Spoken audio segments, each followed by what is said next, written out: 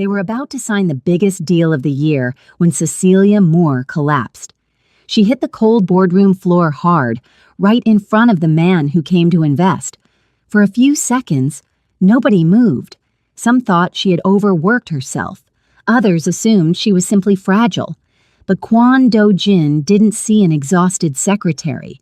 He saw the bruises poorly hidden beneath her makeup. He saw the tremor of fear in her eyes. He saw something that had no place in a respectable company. In that moment, the man who came as an investor stopped being one. The deal died on the table, and something far more dangerous was born. Hey family, before this story begins, I want you to do something real quick. Drop a comment below and tell me where you're watching from. Your comments fuel these stories. And don't forget to hit the subscribe button, because what happens next will leave you speechless. Cecilia Moore learned very early that the elevator to the 34th floor felt like a coffin when you already knew what waited for you at the top.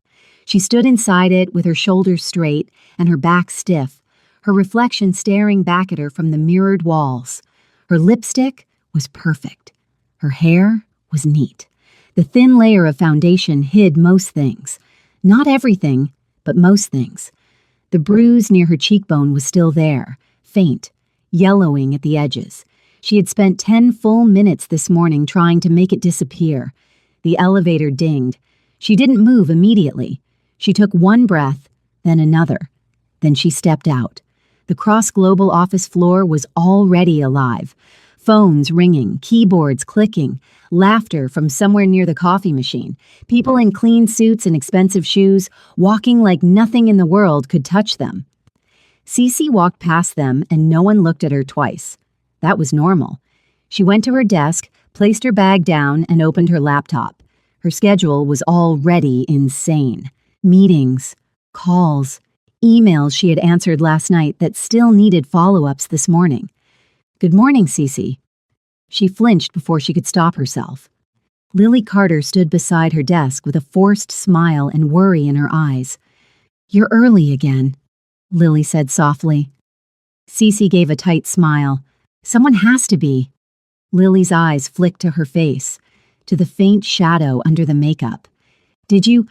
I'm fine, Cece said quickly. Too quickly. Did he arrive yet? Lily swallowed. He's in a mood. When was he not? Cece nodded and stood up. I'll take his schedule. Lily hesitated, then grabbed her wrist gently. Cece, you don't have to... It's my job, Cece said. She gently pulled her hand back. I'll be okay. They both knew that wasn't true. Cecilia walked to the large glass door at the end of the corridor. The name on it read, Sebastian Cross, CEO. She knocked. Get in. His voice was sharp, already angry. She opened the door and stepped inside. Sebastian Cross was standing by the window, his back to her, phone pressed to his ear. I don't care what it costs, he snapped. Fix it. Now. He ended the call and turned. His eyes went straight to her face, then narrowed. You're late. I'm not, sir, Cece said calmly. It's 8:57. He glanced at his watch, then back at her. His jaw tightened. So now you're correcting me? No, sir. He walked closer. Too close. She could smell his cologne. Expensive. Heavy. His gaze dropped to her cheek. What happened to your face? Her heart skipped. Nothing. His hand moved fast, not hard enough to knock her down, hard enough to remind her. Her head snapped to the side. She didn't cry out. She never did. You're getting careless, he said quietly.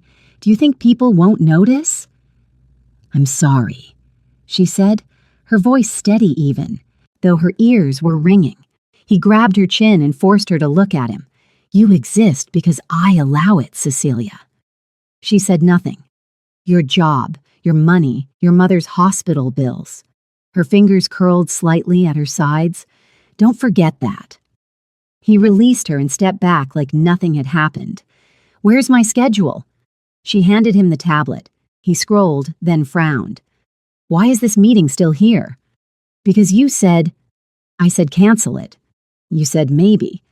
His eyes darkened. She knew that look. I'll cancel it, she said quickly. Good. He tossed the tablet back at her. And make me coffee. Strong. If it tastes like water, you'll regret it. Yes, sir. She turned to leave. And CC, he added. She stopped. He smiled. You look prettier when you don't argue. Her fingers tightened around the tablet. She walked out without another word. In the corridor, Lily was at that, waiting. How did it go? She asked quietly. Cece didn't answer. She went to the pantry instead. Lily followed. He hit you again, didn't he? Cece poured coffee into a cup, her hands steady. Lower your voice, she said. Cece, this is getting worse. It's always been like this. Lily's eyes were shiny. You can report him. They both laughed, not because it was funny. He owns half the people in this city, Cece said. If I report him, I'll disappear, or my mother will. Lily looked away. I'm sorry, Lily whispered. Cece carried the coffee back to his office. Sebastian took one sip and threw the cup into the trash. Make another. She did. This one he drank. Good, he said. Now sit. She sat in the chair across from his desk.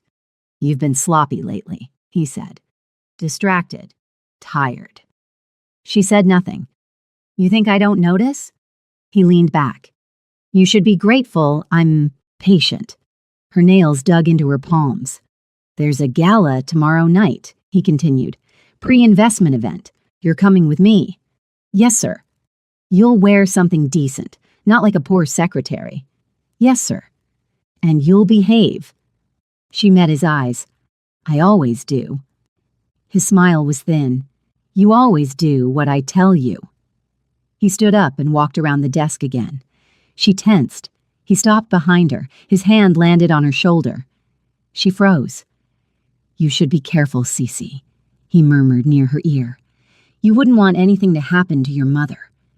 Her breath hitched. His hand squeezed. Then he walked away like nothing had happened. Get out. I have calls. She stood and left. In the bathroom, she locked herself in a stall and pressed her forehead to the wall. Don't cry, don't cry, don't cry. Her phone buzzed. Hospital. Her heart jumped. She answered. Yes? Mrs. Moore's oxygen. Supply is running low again, the nurse said. We'll need payment today. I'll send it, Cece said immediately. Please don't stop it. She ended the call and checked her account balance. Almost empty, but still enough. She sent the money. Then she closed her eyes and breathed. At least her mother was still alive. When she returned to her desk, Lily looked at her with worry. There's something else, Lily said. The Korean investor is confirmed. The big one. Cece paused. The one everyone is afraid of. Yes, Kwon Do-jin. She had heard the name. Everyone had. He's coming for the pitch next week, Lily said, but he'll be at the gala tomorrow. Sebastian's door opened. Cece, he called. Come here. She stood up. As she walked toward his office, Lily grabbed her hand for a second. Please be careful, Lily whispered. Cece nodded. She stepped back into the lion's den, not knowing that somewhere in this city, a man who owned both boardrooms and underworlds would soon notice the bruise she tried so hard to hide, and that her quiet suffering was already counting down to its end. Cecilia knew the moment Sebastian Cross walked out of his office that it was going to be a bad day. She could tell by the way he loosened his tie, by the way his eyes didn't go to his schedule first, but to her. Cece, he said, his voice too calm, come here. The entire floor heard him. Everyone always did. She stood up from her desk slowly and walked toward him. Yes, sir? He didn't answer. He just looked at her. From her face, to her neck, to the way her blouse fit. His mouth curved slightly. You know, he said, you really should stop pretending you don't know what you're doing. I don't understand, sir. He stepped closer. She took a step back. He noticed. That amused him. You come in here every day looking like that, he said quietly, "and then you act innocent." "I'm dressed professionally," she said. He laughed softly. "Don't lie to me." He reached out and brushed his fingers against her waist. She flinched immediately and stepped away. "Please don't," she said. His eyes darkened. "There," he said. "That look, that little act." "I'm not acting, I just want to work." "Work?" He moved closer again. "Then why do you always look so nervous around me?" "Because you hurt me." She didn't say it, she just said, "Please, sir, I have things to do." She tried to step past him. He grabbed her wrist, not gently. "So you can dress like this, look at me like that, and then walk away?" "I don't look at you like anything," she said, trying to pull free. "Let me go." "You're the one who keeps tempting me," he said. "You think I'm blind?" "I'm not," she said. Her voice was shaking now. "I just want to work." He shoved her back, against the edge of the desk, hard enough to make her gasp. "Stop pretending you're not asking for it," he said. "I'm not," she said. "I've never." His hand came out of nowhere. The slap echoed. A few heads lifted outside the glass walls, then quickly turned away. She tasted blood. "Don't raise your voice at me," he said calmly. She stood there, stunned, breathing fast. "You always do this," he continued. "You get me interested, then you act like a victim." "That's not true," she whispered. He leaned closer. "If you really didn't want this, you would have left a long time ago." Her chest tightened. "You can go now," he said, stepping back, "before I lose my patience completely." She turned and walked out on shaking legs. The office grew quieter as the hours passed. By 7 in the evening, most people were already gone. By 8, only a few lights were still on. By 9, the entire floor felt like a graveyard. Cecilia was still at her desk. Her eyes burned from staring at the screen.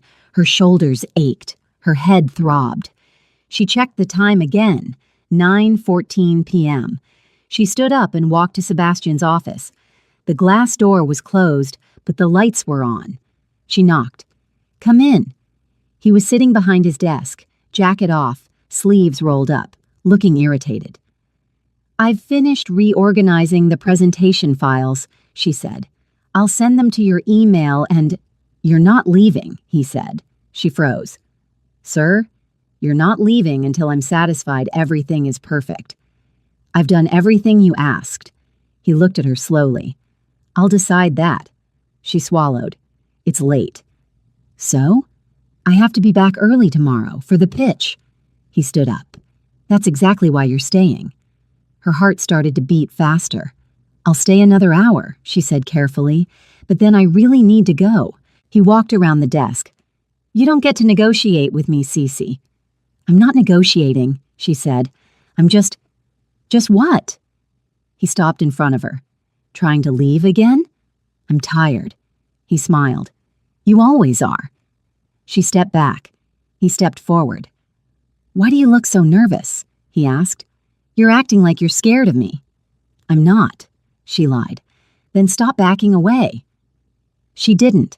His hand reached for her wrist. She pulled back immediately.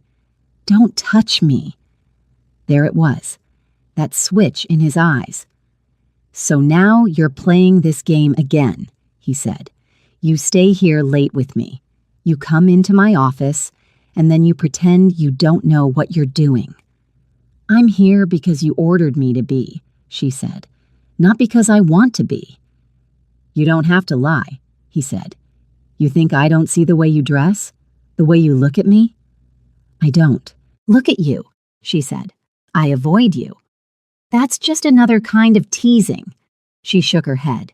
"Please, let me go." He laughed softly. "Every time," he said, "you get close, then you act like a victim." "I've never gotten close to you," she said, her voice starting to shake. He stepped closer. She stepped back until her back hit the edge of the desk. "You're the one who keeps coming back," he said, "day after day." "Because I need this job," she said. "And why do you need it so badly?" he asked. Who are you so desperate to please?" She didn't answer. His hand slid to her waist. She shoved it away immediately. No. His face hardened. There, he said coldly. That attitude. I told you to stop touching me. You don't get to tell me what to do, he said. Not when you're the one who keeps provoking me. I'm not provoking you. He grabbed her arm and pushed her harder, against the desk. You come in here looking like that, he said. Then you act surprised when I want you. I come in here dressed like an employee, she said. Nothing else. Liar. She tried to push him away again. That was when he hit her. The first slap stunned her. The second knocked the breath out of her. She cried out this time. Stop pretending you're innocent, he said. You're the one who keeps seducing me. I'm not, she sobbed. I've never... He shoved her again. She hit the side of the desk and slid down slightly before catching herself. You think you're better than me? He snapped. You think you can walk into my office every day and say no to me? I just want to work, she said, crying now. Please, just let me go. Not tonight, he said. She looked at him in horror. Please, I have the presentation tomorrow. I need to rest. You should have thought about that before you started playing games with me, he said. I didn't play any games. He grabbed her shoulders and shook her. Everything you do is a game, he said. The way you look, the way you talk, the way you pretend you don't know what you're doing to me. She tried to pull away. He hit her again, hard. She fell to the floor this time. Her head was spinning. Her ears were ringing. She tried to crawl away. He followed. Look at you, he said, always acting so helpless. She curled into herself. Please, she whispered. Please stop. He kicked the door shut behind him. You don't get to decide when this ends, he said. I do. She shook her head in panic. You're going to ruin everything. The pitch. You should be thinking about me, not the pitch. She tried to stand. He pushed her back down. Stay there. She sobbed quietly, covering her face. I hate this job, she cried. I hate this place. I hate... He slapped her again. Don't you dare talk to me like that, he said. She tasted blood. You're nothing without me, he continued.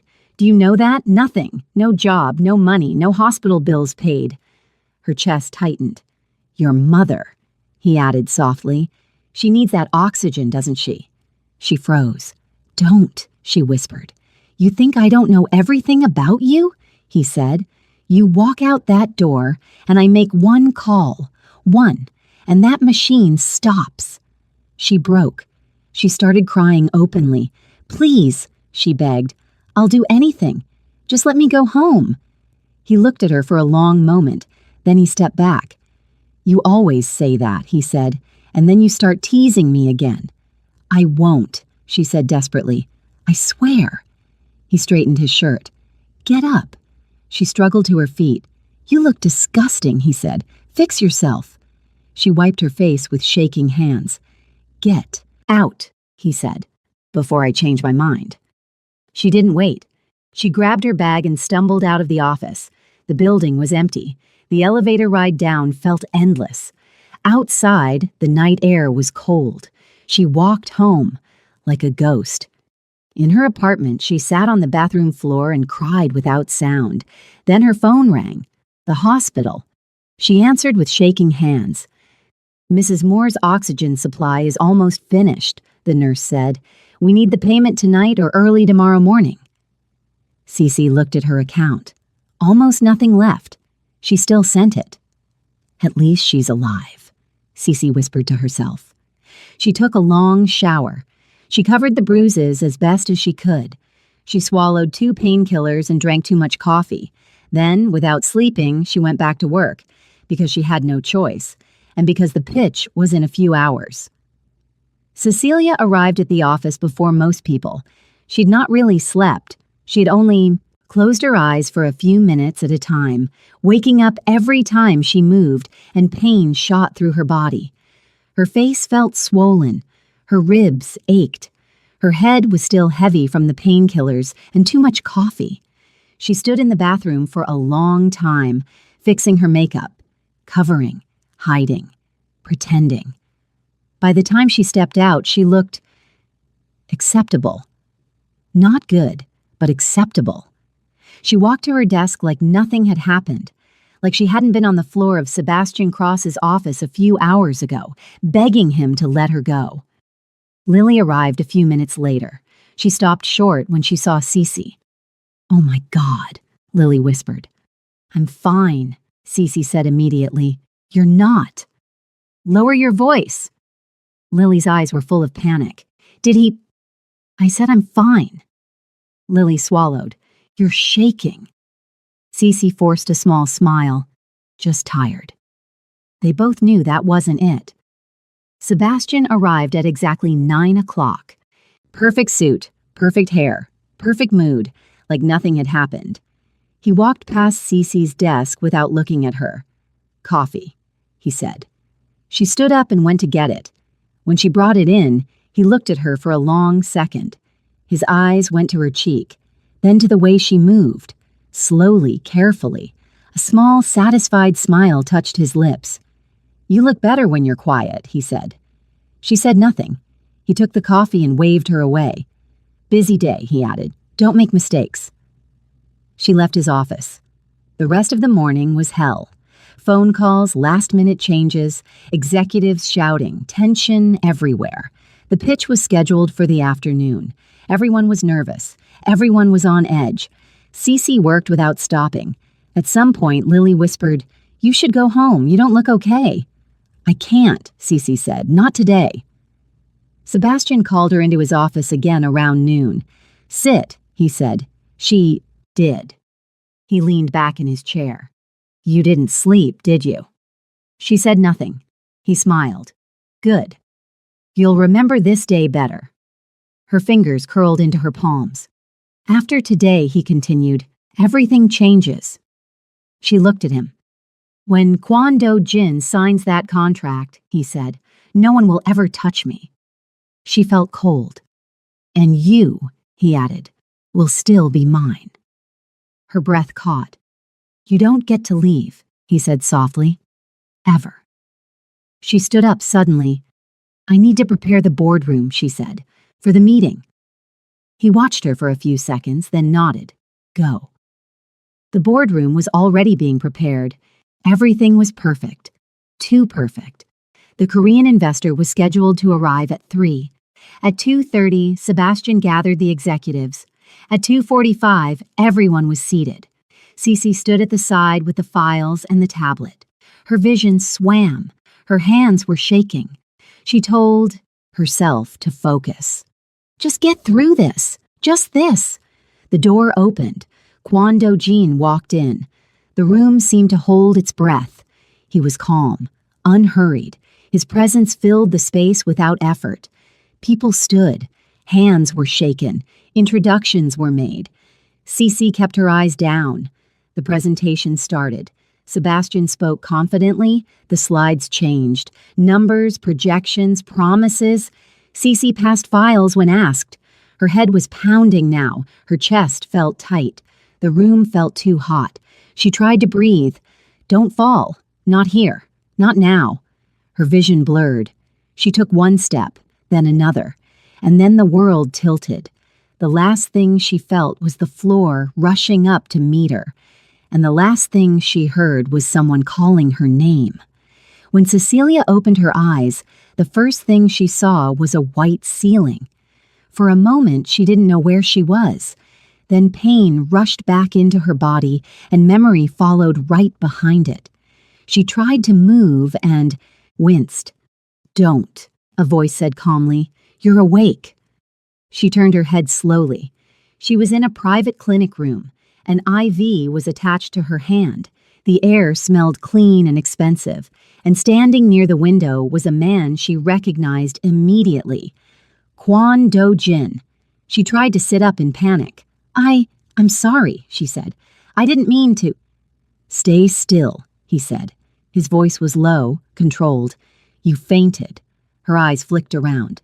"The meeting, the presentation." "It's been postponed," he said.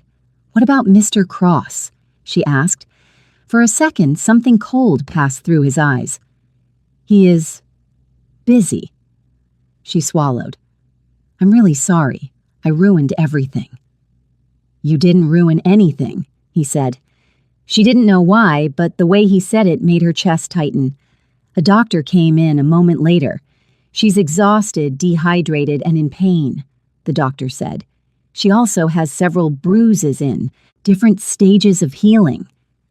Sichi's fingers tightened on the sheet. Sebastian's voice cut in from the doorway. "She's clumsy. Always has been." Kwon Do-jin turned slowly. "Is she?" he asked. Sebastian laughed. "You know how assistants are. Overworked, dramatic." Kwon Do-jin didn't smile. He looked at the doctor. "How long does she need to rest?" "At least today, preferably longer." "She will stay," Kwon Do-jin said. Sebastian's jaw tightened. "With all due respect, she works for me." Kwon Do-jin looked at him. "With all due respect," he replied, "she is a human being." The room went very quiet. "I will reschedule," Kwon Do-jin continued. "The deal can wait." Sebastian forced a smile. "Of course. Her health comes first." Kwon Do-jin's gaze stayed on him for a long second. Then he turned back to Cece. "You will rest," he said. "Someone will bring you clothes and food." "I don't need—" "That wasn't a suggestion." Sebastian laughed lightly. "You're very kind." Kwon Do-jin did not look at him. When they left, the room felt strangely safe. Later that evening, Lily came rushing in. "Oh my God, Cece," she said, almost crying. "Are you okay?" "I think so," Cece said softly. "The whole office is in chaos," Lily whispered. "Mr. Cross is furious." Cece looked away. "Did you see him?" Lily asked carefully. "The investor?" Cece nodded. He stayed," Lily said. "He arranged everything." Cece said nothing. She slept. For the first time in a long while, she slept without nightmares. That night, in a completely different building, Kwon Do-jin sat in silence while two men stood in front of him. "Tell me everything," he said. "The company or the girl?" one of them asked. "Both." They began to speak. By the time they finished, the room was very quiet. "Check the security cameras," Kwon Do-jin said. "Not just today. Weeks. Months." "Yes, sir." "And Sebastian Cross," he added. "I want everything." "Yes, sir." He looked out at the city lights. "She didn't faint because she's weak," he said quietly. The next morning, Cece woke up to find fresh clothes folded neatly on a chair and a note. "Rest. You are safe today." She stared at it for a long time, and for the first time in years, she believed it might be true. Cecilia had been home for 2 days, and she still hadn't stopped listening for the sound of her phone, or the knock on the door, or footsteps in the corridor. Sebastian Cross had trained her to expect him even when he wasn't there. She sat on the edge of her bed, staring at the wall, her mother asleep behind her, the oxygen machine humming softly like a reminder of the only reason she was still standing. Lily had visited earlier. "He's furious," Lily had whispered. "He keeps asking when you're coming back." Cece had said nothing. She had no answer to that. Now she was alone again. The apartment was quiet. Too quiet. Her phone rang. She flinched so hard she almost dropped it. Unknown number. Her heart started pounding. For a second, she thought it was him. She answered with shaking fingers. "Hello? This is Kwon Do-jin." She froze. Yes, sir? "How are you feeling?" "I'm better," she said. That was a lie, but a polite one. There was a short pause. "You will not return to work yet," he said. Her chest tightened. "I don't think that's my decision." "It is now." She swallowed. "Mr. Cross won't allow that." "That is no longer your concern." His voice was calm. Too calm. It carried the kind of certainty that didn't argue. She didn't know what to say. "I have spoken to your doctor," he continued. "You are officially on medical leave, with pay." "I don't understand why you're doing this." "Because you collapsed in front of me," he said simply. And people don't collapse like that for no reason.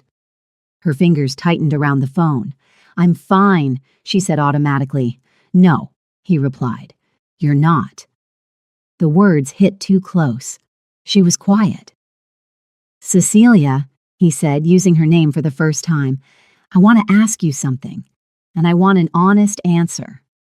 Her throat felt tight. Okay. Is Sebastian Cross hurting you? Silence filled the room.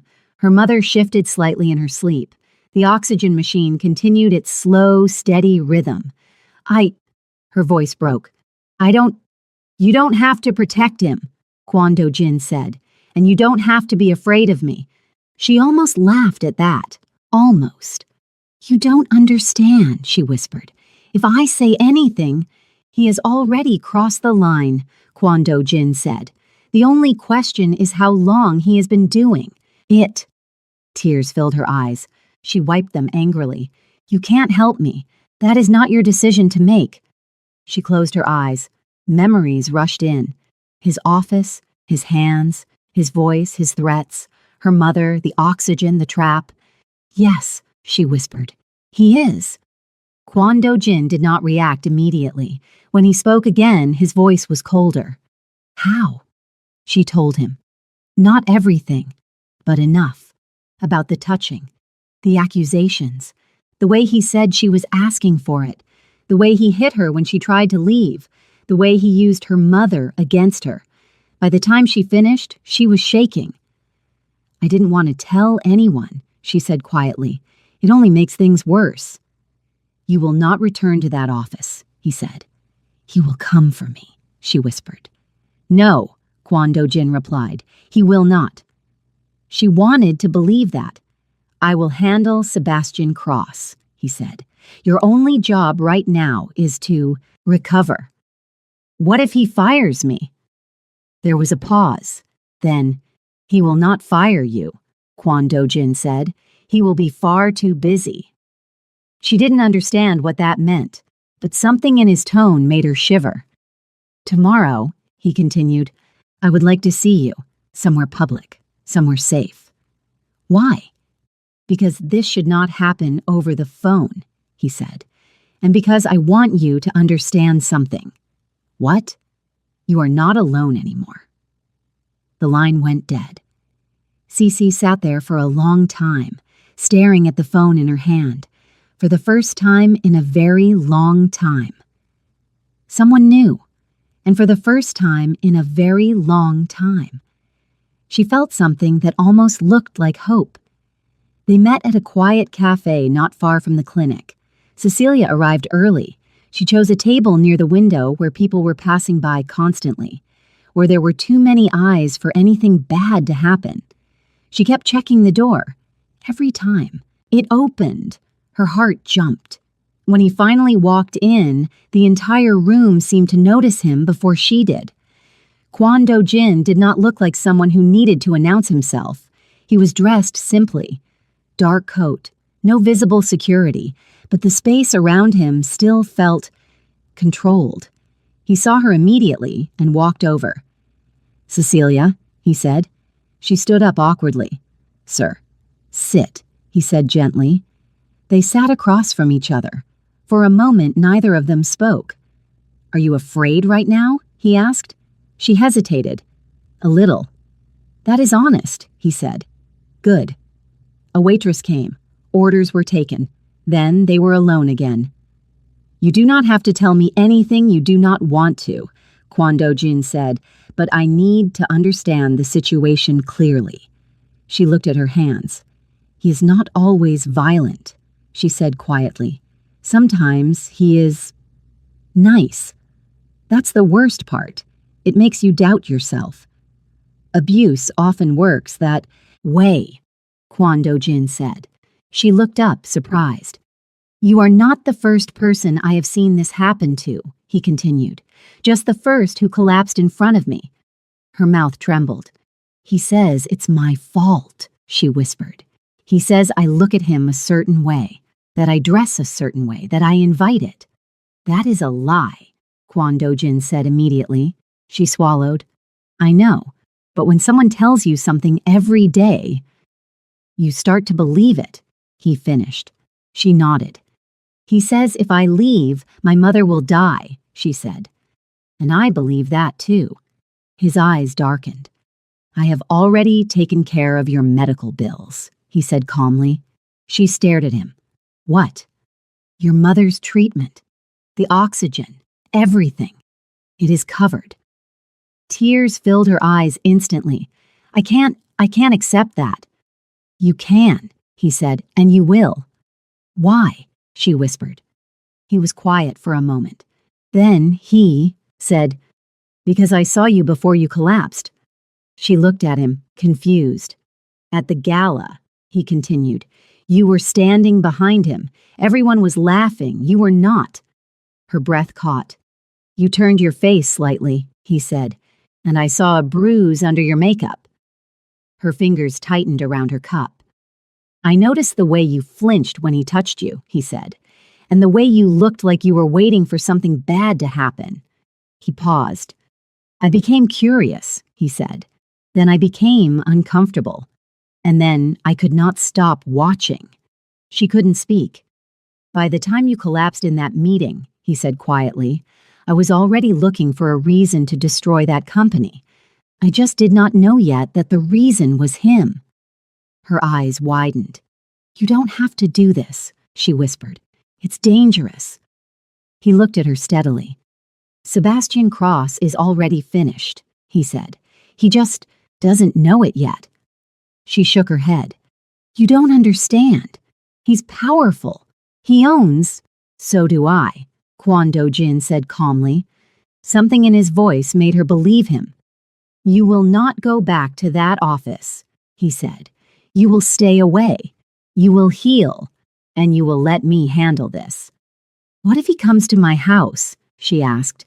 He will not, Kwon Do-jin said. And if he tries, he will regret it. She stared at him. Why are you helping me? She asked again. He was quiet for a long moment. Then he said, because some things should not be allowed to exist. She looked away, wiping her eyes. For the first time, someone wasn't asking her to endure. They were telling her it was over. Sebastian Cross realized something was wrong the day Cece did not come back. Not the first day, not even the second. On the third day, he started breaking things. Where is she? He demanded, slamming his hand on the desk. No one has heard from her, sir, his assistant said nervously. That's impossible, Sebastian snapped. She doesn't disappear. She doesn't have the courage. He grabbed his phone and called her again, straight to voicemail. He tried Lily. She didn't answer either. His jaw tightened. Find her, he said. Now. By afternoon, the calls started coming in. The legal department, the finance department, partners, banks. There were questions. Auditors wanted documents. Accounts were being reviewed. Transactions were being frozen. Sebastian felt the ground shift under his feet. What is happening? He demanded.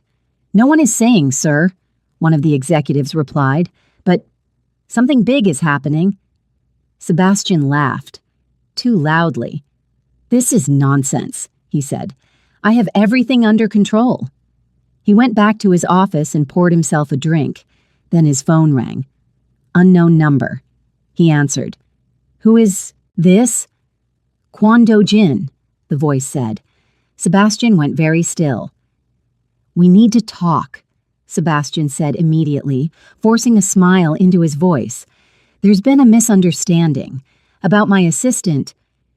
There has been no misunderstanding, Kwon Do-jin replied. Sebastian's grip tightened around the phone. You are under the impression that you control everything in your company, Kwon Do-jin continued calmly. That is no longer true. Sebastian felt a cold chill run down his spine. What do you want? He asked. You already know, Kwon Do-jin said. But let me make it simple. You will never see Cecilia Moore again. Sebastian's face twisted. She belongs to me. There was a short silence. Then, no, Kwon Do-jin said. She does not. Sebastian laughed, but his voice was shaking now. You think you can just take what's mine. I do not take, Kwon Do-jin replied. I remove. The line went dead. Sebastian threw the phone across the room. That night he went to Cece's apartment. He knocked, then banged. No answer. The neighbor opened the door and frowned. Who are you? I'm her boss.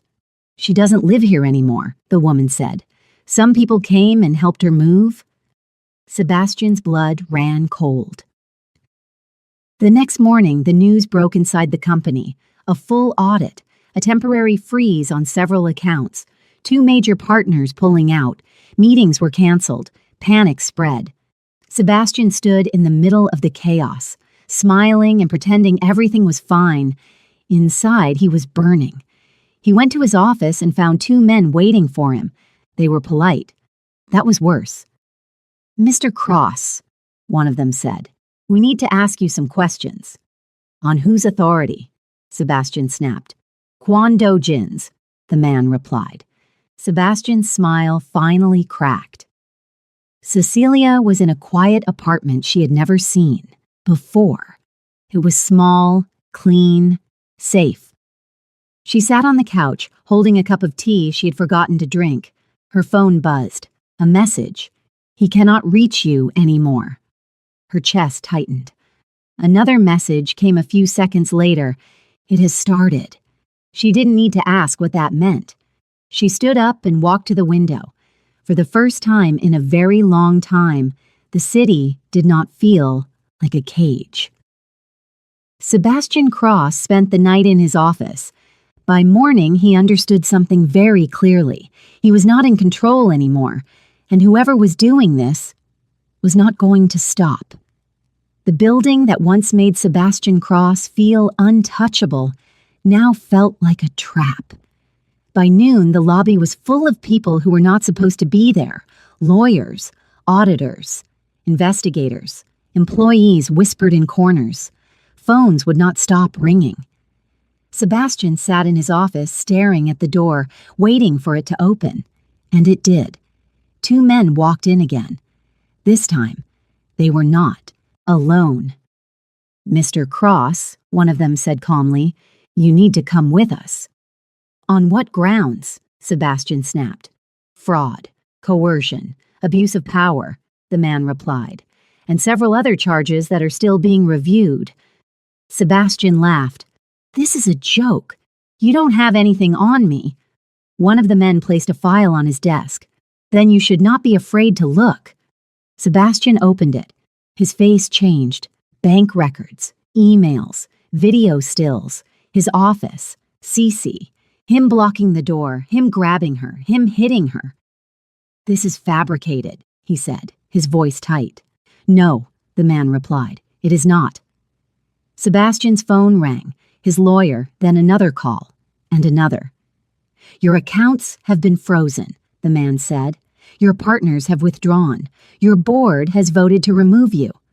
Sebastian stood up suddenly. You think this ends me, he shouted. Do you know who I am? Yes, the man said. That is why this is happening. They took him out of his office in front of everyone. People watched. Some looked shocked. Some looked relieved. Some looked guilty. Sebastian Cross did not look back. Cecilia watched the news from the small living room. She sat very still. Lily sat beside her, holding her hand. They arrested him, Lily whispered. Cece nodded. Her chest felt tight. Not with fear, with something else. He can't hurt you anymore, Lily said. Cece wanted to believe that. That evening, Kwon Do-jin came to see her. He stood in the doorway for a moment before stepping inside. It is over, he said. She looked up at him. Is it? For you, he said. Yes. She took a shaky breath. What about the company? It will not survive, he said calmly. Not in its current form. She nodded slowly. And him? He will not be a problem again. She studied his face. Thank you, she said. He looked at her for a long moment. Then he said, This was not a favor. She didn't understand. You did not deserve what happened to you, he said. That is all. Tears filled her eyes again. She wiped them quickly. I don't know what to do now." "You rest," he said. "You heal. You decide what you want next." "And you?" she asked quietly. He hesitated for just a second. "I will still be here," he said. Later that night, Cecilia stood by the window alone. For the first time, she did not feel watched. For the first time, the silence did not feel dangerous.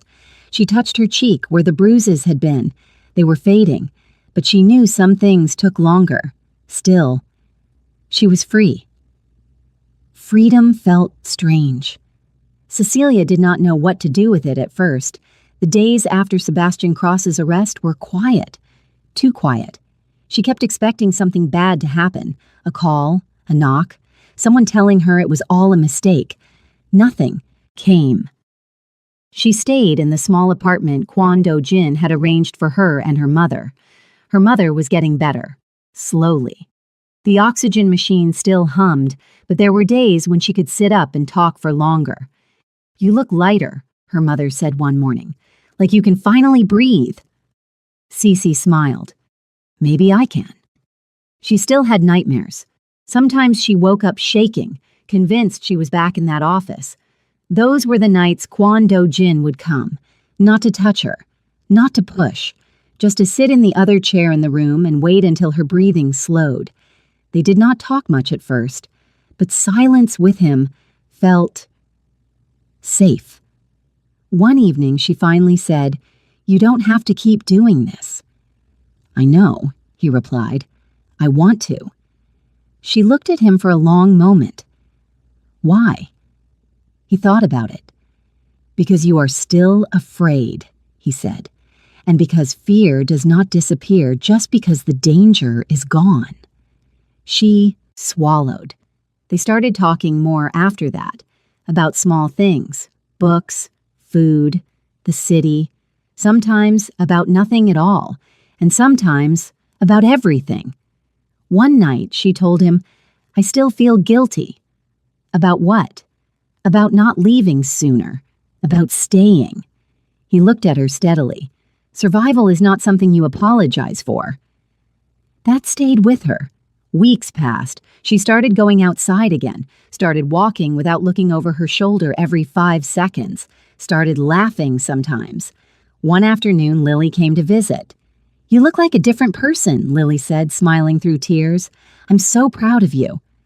"I don't feel different," Cece admitted. "But maybe I am." That night, Kwon Do-jin came again. They sat on the balcony watching the city lights. "You can leave any time," he said suddenly. "You know that, right?" She looked at him. "You don't owe me anything." "I know, but I don't want you to stay because you feel you have to." She was quiet for a long time. Then she said, "What if I want to stay?" He looked at her, searching her face. "Then it will be your choice." She nodded. Her hand was resting on the table between them. Slowly, carefully, she moved it closer to his. He did not move. When her fingers touched his, he still did not move. He waited. She took a breath. Then she closed her hand around his. He looked at her. She looked at him. And then, because she wanted to, she leaned forward and kissed him. It was not rushed, not desperate, not hungry. It was gentle, careful. When she pulled back, her heart was racing. He did not chase her. He just said, "Are you okay?" She smiled softly. "Yes, I am." For the first time in a very long time, Cecilia felt like her life was finally her own. Sebastian Cross was sentenced quietly. There were no dramatic speeches, no public apology, no redemption, just numbers, charges, years. Cecilia did not attend the hearing. She did not need to see him again to know he was finished. Some chapters only need to be closed. Cross Global was broken apart and sold in pieces. The name disappeared. The building changed owners. People moved on, and slowly. So did she. Healing was not a straight line. Some days were good, some days were heavy. Sometimes she still woke up afraid, but those days came less and less. Her mother grew stronger. There were even mornings when she didn't need the oxygen for hours at a time. "You saved my life," her mother told her once. Cece shook her head. "No, I just refuse to let you die." That was the truth. She started working again, not as a secretary, not as someone's shadow. She took a job in a small publishing firm, quiet, normal, safe. The first time her boss raised his voice during a meeting, she froze. Then she realized he wasn't angry at her. He was just human. And she was free. Kwon Do-jin did not disappear from her life, but he never tried to control it. Some days he was there. Some days he wasn't. He never asked her to choose him. He just stayed close enough to be chosen. One evening, months later, they were sitting on the balcony again, watching the city. "Do you ever regret it?" she asked him quietly. "Regret what?" "Getting involved, destroying that company, changing everything." He thought for a moment. "No," he said. "Some things should be destroyed." She looked at him. "And some people should be saved," he added. She smiled. Time passed. The bruises faded. The fear faded. The memories became quieter. One day, she realized she had gone a full week without thinking about Sebastian Cross.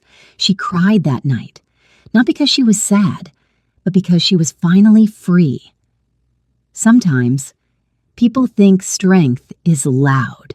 They think it looks like shouting, like fighting, like never breaking. But Cecilia learned something else. Strength is surviving when you are trapped. Strength is staying alive when someone is trying to erase you. Strength is choosing yourself after the world has taught you not to. If you were in Cecilia's place, would you have stayed as long as she did? Or would you have found a way to run sooner? Tell me in the comments what you think. And if this story touched you, don't forget to like, subscribe, and share it with someone who needs to hear it. Because sometimes, the most dangerous prisons are the ones no one else can see.